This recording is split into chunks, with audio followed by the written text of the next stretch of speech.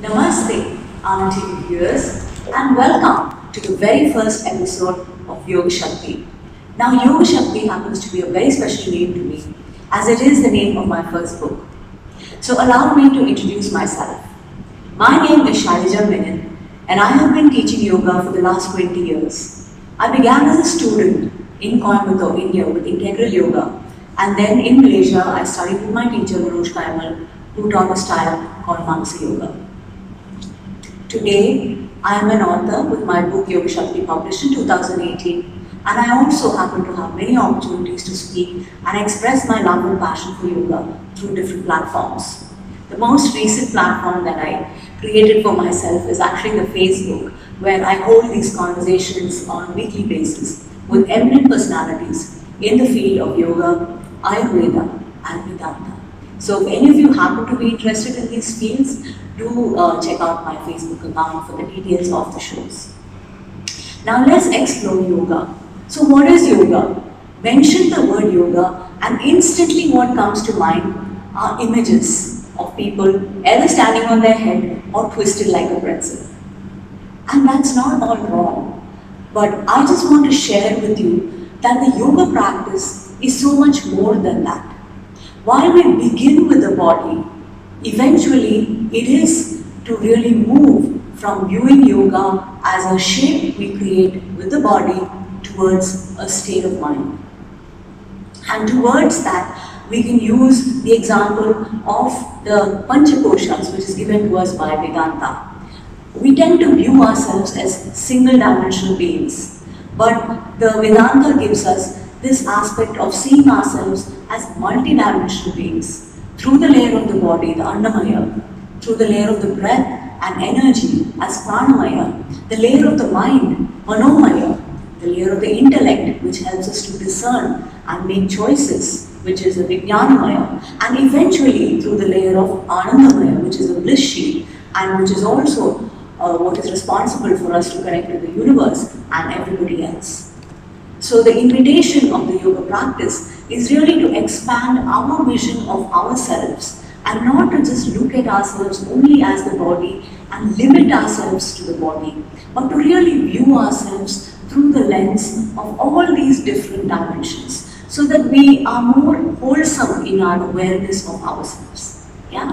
So when we move on to yoga and COVID, right? So yoga is important in all points of life, but it is especially important in these COVID times because life has just completely changed.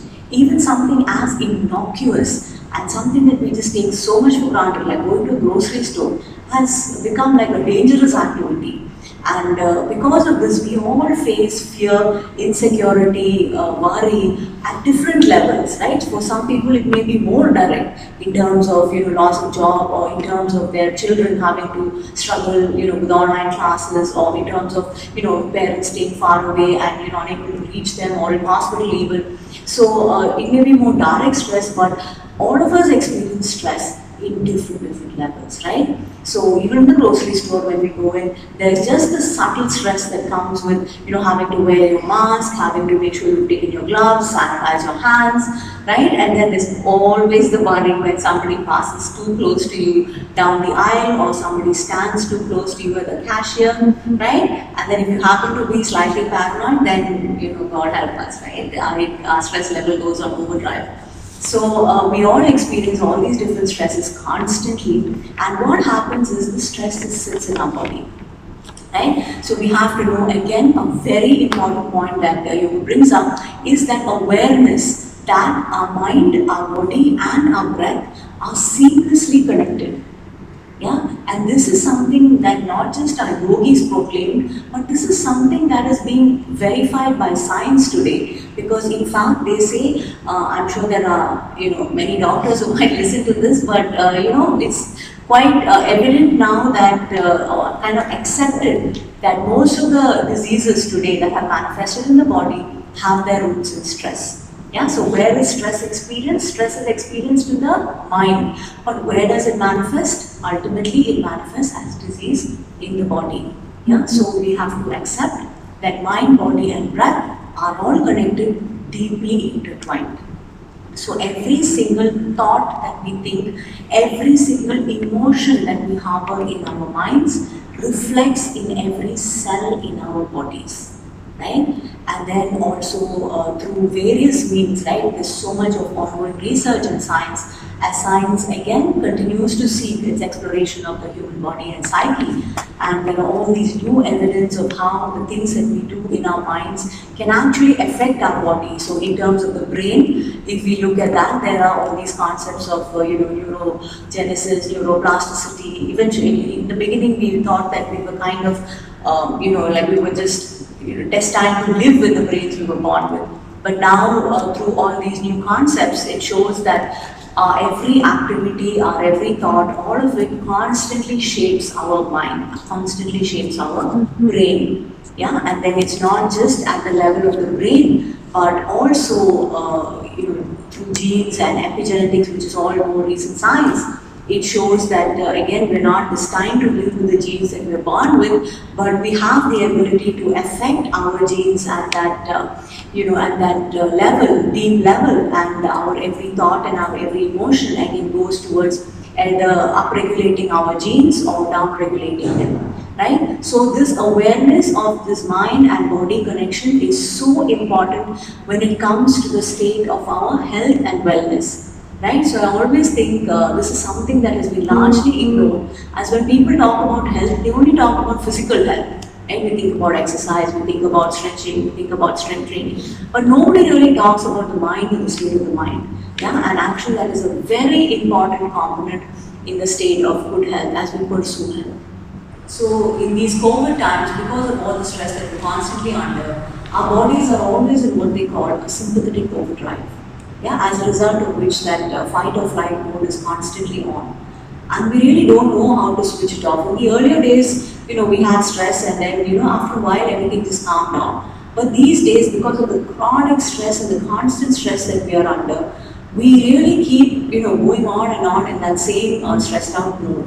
And as a result of which, it all manifests in illness. So learning how to switch off, learning how to activate that parasympathetic nervous system is so vital. And this is where yoga steps in. Because yoga gives you the tools, right? When you're anxious or when you're stressed or you're in panic mode, somebody just tells you, oh, just relax, right? That's not going to happen because you don't know how to. But on the other hand, if you have the knowledge of the yoga techniques, if you know how to breathe deeply, if you know how to stretch your body deeply, you have the capacity to really release yourself from that.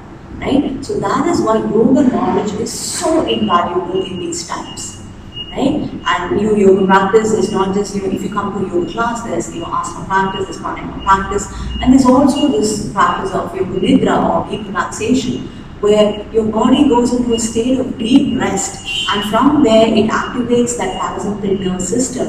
In fact, not just yoga nidra, but all of these different practices help to activate the parasympathetic nervous system, which gives your body the chance and the space to regain its balance or homeostasis, right? So that is why these practices are a must. So let's go on to the practice. What does yoga practice involve?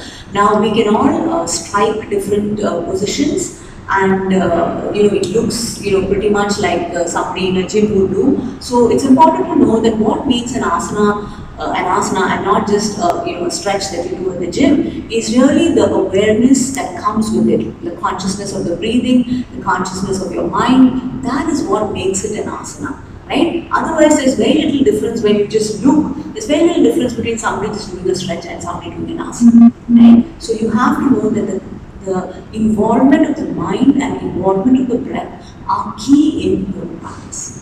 Right? And Sage Vyasa, who is one of the biggest names in Hinduism and yoga, so he talks about yoga and he talks about the mind, and he gives us this concept of Chitta Bhumi. Yeah, so he says there are these 5 rounds of consciousness, and the whole path of yoga is really for us to move from these states of what he calls Vikshipta, Mudha, and Shipta. Yeah, which is like restlessness, agitation, laziness, dullness, and to move from there towards a state of what he calls ekagra or one-pointedness, and finally towards nirodha or dissolution.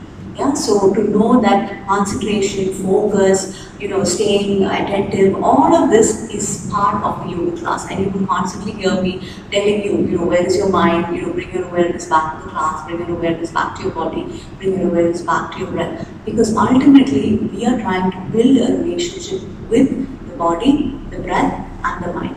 Right? So like any relationship, which is also a relationship with your, with a friend, a relationship with your partner, a relationship with your child, how does that deepen? How does that develop? It only comes when we're able to give that person some time and some attention. Right? So if we're always too busy and caught up in our own lives, there's very little relationship going to develop, which is what happens with our bodies or our breaths or our minds, right? We just have no time for it. So I always tell my students that yoga class is really the space that you create in your life to deepen your relationship with your body, with your breath, with your mind. So the key factor is your attention. Yeah. So with that, we'll move on to the asana practice, and we're just going to slowly develop. We talked about yoga, the benefits of yoga, right? Which is really about on many levels. Right? We talked about we being on many levels. So similarly, the benefits too are on many levels.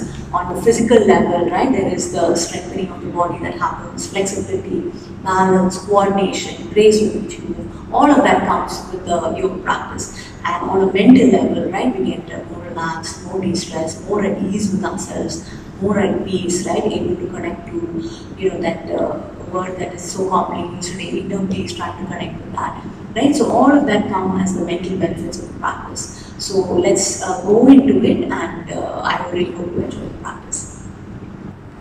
Now, flexibility, strength, balance, these aspects we will talk. Now, in this episode, these three aspects we will touch while asanas. Our episode these blocks and these blocks in thick books we substitute. അല്ലെങ്കിൽ നമുക്ക് കുറച്ച് ബുദ്ധിമുട്ടാണ് ഫ്ലോറൊക്കെ എത്താൻ ചിലപ്പോൾ. പിന്നെ ഈ സ്ട്രാപ്പും ഒരു വളരെ നല്ലൊരു പ്രോപ്പാണ്. സ്ട്രാപ്പ് ഇല്ലെങ്കിൽ ദുപ്പട്ട യൂസ് ചെയ്യാം, അല്ലെങ്കിൽ ഒരു ടവൽ യൂസ് ചെയ്യാം. അപ്പോൾ ഇതൊക്കെ അടുത്തുണ്ടായാൽ നല്ല ഈസി ആയിട്ട് നമുക്ക് വേഗം എടുത്തിട്ട് ചെയ്യാൻ പറ്റും. അപ്പോൾ ലെറ്റ്സ് ഗെറ്റ് സ്റ്റാർട്ടഡ്. ഇന്ന് ലാറ്ററൽ സ്ട്രെച്ചസും ട്വിസ്റ്റ്സ് ആണ് നമ്മൾ സ്റ്റാർട്ട് ചെയ്യണം. അപ്പോൾ every asana can be broken down to several levels. അപ്പോൾ ഒരു ബിഗിനറിന് ചെയ്യാം, ഒരു ഇന്റർമീഡിയറ്റ് ലെവൽ പ്രാക്ടീഷണറിന് ചെയ്യാം, ഒരു അഡ്വാൻസ് ലെവൽ പ്രാക്ടീഷണറിന് ചെയ്യാം. There is something for everybody. അപ്പോൾ even when I teach, I try to do different variations, so different levels can be approached and satisfying. So to start with, just release your left hand to your thigh. This is the easiest level. And നമ്മുടെ എല്ലാ ആസനാസും നമ്മുടെ മനസ്സും involve ആവണം, നമ്മുടെ ബ്രെത്തും involve ആവണം. So as you inhale, just lift your right arm up. And as you exhale, you just move towards the left side. Yeah, so as we are stretching, we are careful. Our right sit bone will try to lift off the floor. So we are conscious and we are inhale. So we are careful. Our right sit bone should be grounded, and the stretch should come from this side. This side we are stretch. Okay, as you inhale, lift your arm up. As you exhale, lower it down. Now, we will the left side. Inhale, lift your arm up. As you exhale, stretch towards the right side. Keep the left sit bone grounded. Yeah? Awareness is done. As you inhale, lift the arm up. As you exhale, lower the hand down. Now, in this pattern, we can take it one step deeper. Now, if you can release your hand to the floor. Okay, so these blocks are useful. Now, the floor is too deep. We stretch a book or a block or a hand out rest and use. Okay, so if you can get to the floor, you can always keep your hand on the thigh. Now, inhale and then lift your arm up. As you exhale, stretch towards the left side. Our fingers of the stretch, loose like relax like fingers of the. So really conscious and stretch and how is the right side go. Asanas give us that capacity to explore our body. We stretch feel, we tight feel, we resistance feel, അതൊക്കെ നമ്മുടെ mind ആസനയിൽ absorb ആയ ഇങ്ങനെ explore ചെയ്യാം. Inhale, lift the arm up. As you exhale, lower the hand down. Okay, so mentally over, release your right hand to the floor. Inhale, lift the arm up. As you exhale, stretch it towards the right side. So keep your left sit bone grounded. Let the fingers stretch here, the whole left side of your body stretch here. I'm really feeling that opening along the entire left side. Inhale, lift the arm up. As you exhale, lower down. We can also do a nice twist. Twists are very good to release the spine. So, a right hand towards your left knee, and the left hand we take it back. And the important thing is here, our hand our shoulder open up. Yeah, so we just think it's about taking the hand back. So this whole side body, shoulder, the left side of your waist, the left side of your chest, immediately twist up. Okay, and we're trying to eventually stack our shoulders, right shoulder, left shoulder, in one line. Okay, slowly inhale and come up. Upper the medial side over, left hand across towards your right knee, right arm, shoulder opening the top. And then really work on opening the side of the body. Okay, so trying to stack the shoulders, your right shoulder in line with your left as much as possible. Just hold it there, just feel the stretch. As you exhale, slowly release. Okay, in variations in there. Even if we just change our seating position, the whole stretch becomes very different. Now, this is the Baddha Konasana. You try to keep the soles of your feet together, and then if we're not conscious, we'll be sitting to the back of the sit bone. So, see whether we can come to the front of the sit bone, spine long, and your shoulders, again, if you're not conscious, the shoulders will be rounded in this way. So, see whether you can open the shoulders, keep the chest open, keep the heart open. And then again, we just do a lateral stretch in the spine. So as you inhale again, if you can, take your hand to the floor. As you exhale, stretch out through the right arm. As you inhale, look up. Exhale, lower down. Okay, again. As you inhale, exhale, hand down. Inhale, left arm up. Exhale, stretch.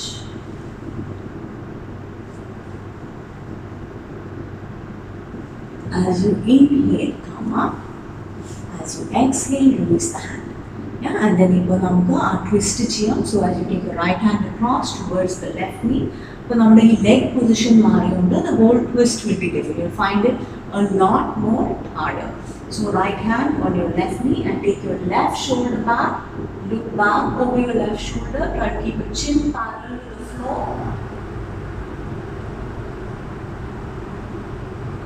Slowly inhale and look forward. And as you exhale, so take your left hand towards your right knee, take your right hand back.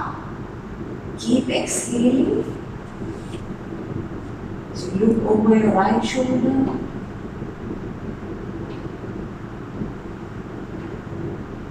Slowly inhale and come up and exhale. Okay, now we move from this position.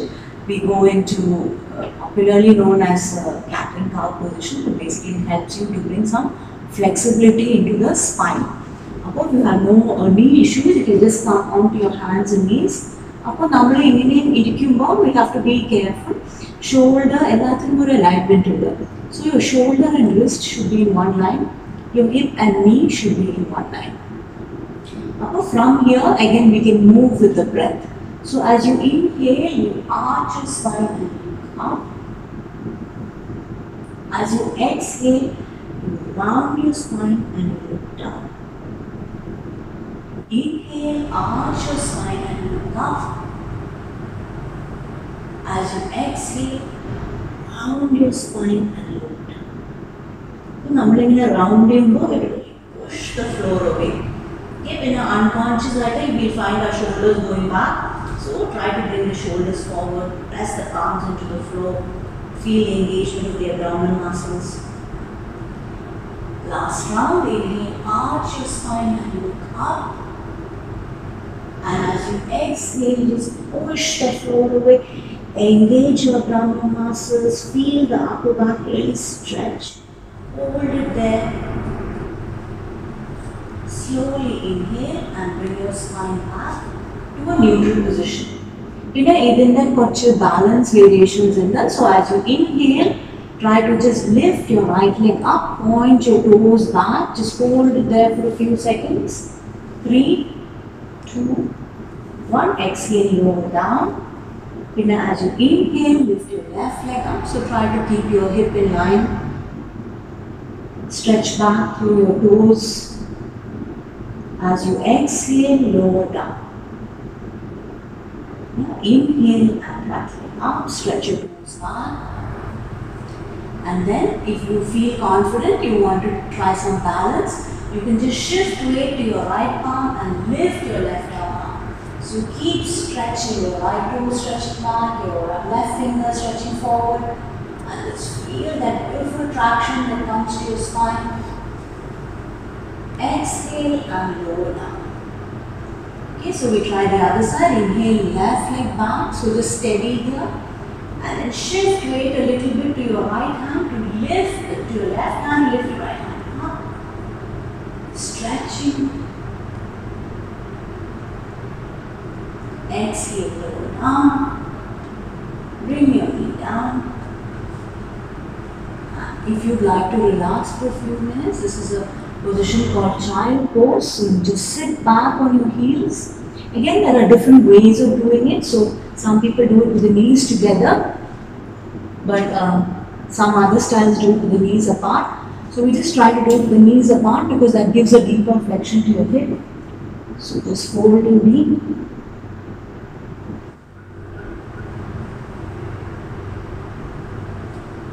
Okay, slowly rising up. So we just work into a very common and very important position called Adho Mukha Svanasana, downward facing dog position. Inhale, arch your spine and look up. So today I'm just flowing a little bit through movement because movement makes it a little bit easier, it gives it some momentum. As you exhale, press the toes. You can keep your knees bent as you just push back through your palms. So really feeling the beautiful stretch along your spine. Okay, drop your knees down. Inhale, arch your spine and look up. As you exhale, keep the knees bent and push back.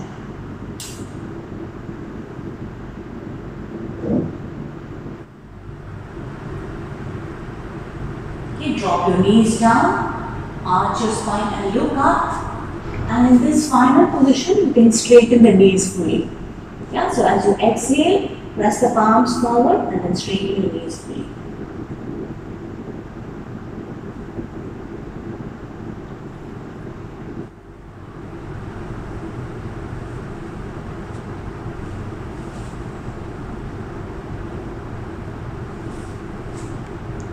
So one common question that people always ask me here is, should my heels touch the floor?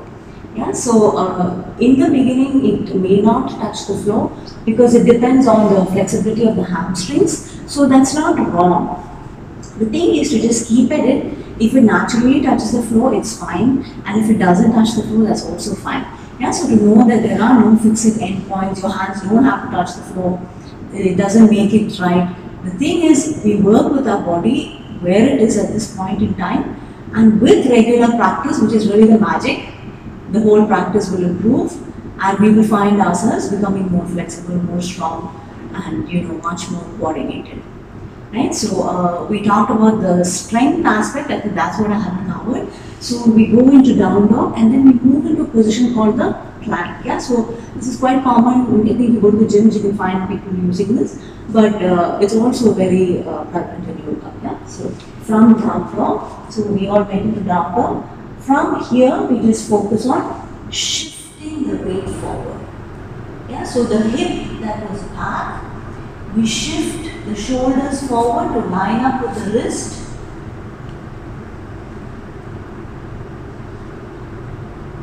And this is the plank. Yeah? So as you exhale, move into down dog. And as you inhale, you shift into plank.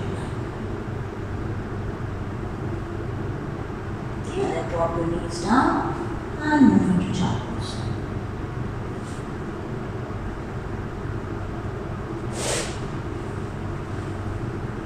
Okay, and then from here, we will do more of all of this in the coming episodes. And to know that while holding something for one, or a few seconds is quite possible for everybody. Eventually, in yoga practice also, the sign of deepened practice is really the ability to hold for a while. Yeah, so all of these positions you can try on your own at home to hold for longer periods. Like today, I have just held it for a very short time. But to deepen your practice, you can just use the same sequence and hold it for longer periods of time. Right? So I hope you really enjoyed the class, and I really hope to see you all in future episodes. And do send your comments, feedback. I'd love to hear from you. And also look up my social media links as well. I'd love to be in touch. And thank you so much for this time. Namaste.